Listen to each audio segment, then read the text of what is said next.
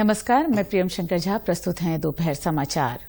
उत्तर प्रदेश और उत्तराखंड में मंत्री बद्रीनाथ क्षेत्र के पूर्व विधायक रहे वरिष्ठ भाजपा नेता केदार सिंह फूनिया का निधन हो गया। उन्होंने देहरादून के नेहरू कॉलोनी स्थित अपने आवास पर आज अंतिम सांस ली। मुख्यमंत्री पुष्कर सिंह धामी और विधानसभा अध्यक्ष रितु खंडूड़ी भूषण समेत कई नेताओं ने पूर्व मंत्री के निधन पर शोक व्यक्त किया है।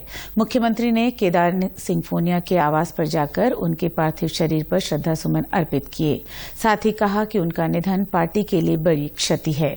विधानसभा अध्यक्ष रितु खंडूड़ी ने अपने शोक संदेश में कहा कि पार्टी संगठन व राज्य के विकास में केदार सिंह फूनिया का योगदान हमेशा अविस्मरणीय रहेगा। वे एक समर्पित जन नेता के तौर पर सदैव याद किए जाएंगे।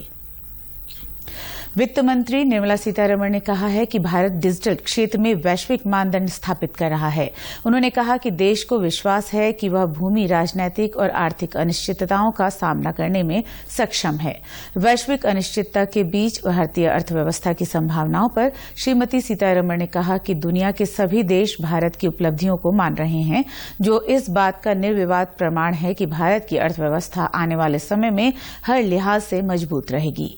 वाशिंगटन में जॉन्स हॉपकिंस विश्वविद्यालय में तकनीक, वित्त और शासन व्यापक प्रभाव विषय पर आयोजन में वित्त मंत्री ने कहा कि पिछले 2 वर्षों के घटनाक्रम के बाद आए विश्वास के कारण भारतीय अर्थव्यवस्था बेहतर प्रदर्शन कर रही है और संभावित वैश्विक मंदी में भी भारतीय अर्थव्यवस्था में बढ़त जारी रहेगी।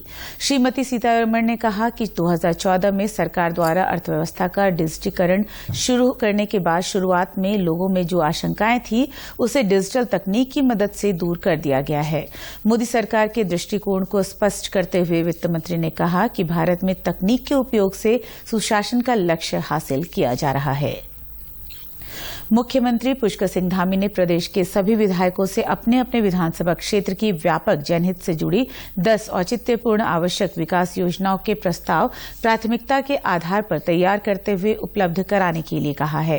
राज्य में प्रत्येक क्षेत्र का योजनाबद्ध व चरणबद्ध रूप से विकास करने की मंशा से मुख्यमंत्री ने प्रधानमंत्री नरेंद्र मोदी के मूल मंत्र सबका साथ, सबका विकास, सबका विश्वास, सबका प्रयास के तहत पार्टी सीमा से ऊपर उठकर विकास में सभी विधायकों से सहयोग का आग्रह करते हुए पत्र जारी किया है।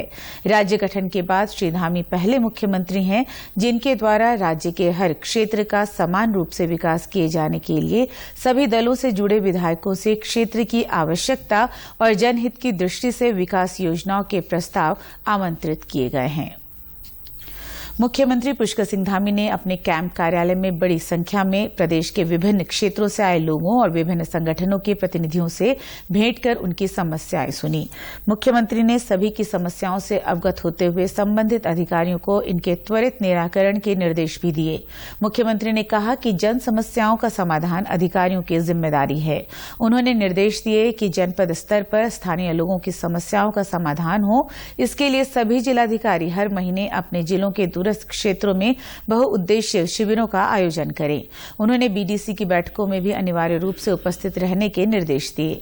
मुख्यमंत्री ने सभी अधिकारियों को सोमवार को जनता से मिलने का समय निर्धारित कर अनिवार्य रूप से जन समस्याओं के निराकरण की व्यवस्था सुनिश्चित करने के लिए भी कहा। प्रदेश भर में कल देर रात करवा चौथ का त्यौहार परंपरागत तरीके से मनाया गया। सुबह से ही सुहागिन महिलाओं ने निर्जला व्रत रखकर पति की लंबी उम्र की कामना की और बड़ों का आशीर्वाद लिया। करवा चौथ को लेकर सुहागिन महिलाएं सज धज कर काफी उत्साहित दिखीं। सुबह से महिलाएं व्रत की तैयारियों में जुट गई थी। इस दौरान महिलाओं ने मंदिरों में पूजा अर्चना कर निर्जला व्रत की शुरुआत की। वहीं देहरादून में प्रथम महिला गुरमीत कौर ने राजभवन परिवार की महिलाओं के साथ सामूहिक रूप से करवा चौथ का त्यौहार मनाया। इस अवसर पर सांस्कृतिक कार्यक्रम का आयोजन भी किया गया, जिसमें महिलाओं ने बढ़ चढ़कर भागीदारी की। श्रीमती कौर ने सभी महिलाओं को करवा चौथ के अवसर पर हार्दिक बधाई और शुभकामनाएं दी। उन्होंने कहा कि करवा चौथ भारतीय संस्कृति के प्राचीन त्योहारों में से एक त्योहार है। सुहागिन महिलाएं ये निर्जला व्रत अपने पति की कुशलता और दीर्घायु के लिए रखती हैं। इस अवसर पर अपर सचिव स्वाति एस भदौरिया, वित्त नियंत्रक तृप्ति श्रीवास्तव, अरुणिमा सिन्हा, सुरभि सिरोही सहित कई महिलाएं मौजूद रहीं। इसके साथ ही प्रदेश के मुख्यमंत्री पुष्कर सिंह धामी की पत्नी श्रीमती गीता धामी ने भी चांद देखने के साथ अपने सुहाग की लंबी उम्र का आशीर्वाद लिया। केदारनाथ धाम में अब तक 14.5 लाख से ज्यादा तीर्थयात्रियों ने बाबा केदार के दर्शन कर लिए हैं। इससे पहले वर्ष 2019 में 10 लाख श्रद्धालु केदारनाथ धाम पहुंचे थे। इस वर्ष की यात्रा में पुराने सारे रिकॉर्ड टूट गए हैं, जबकि अभी भी 2 सप्ताह की यात्रा शेष है। केदारनाथ धाम के कपाट 27 अक्टूबर को शीतकाल के लिए बंद होने हैं। ऐसे में उम्मीद की जा रही है कि अभी तीर्थयात्रियों का आंकड़ा काफी बढ़ सकता है। हालांकि केदारनाथ धाम में ठंड भी शुरू हो गई है। इसे देखते हुए प्रशासन ने यात्रियों से गर्म कपड़ों के साथ ही केदारनाथ धाम आने का आग्रह किया है।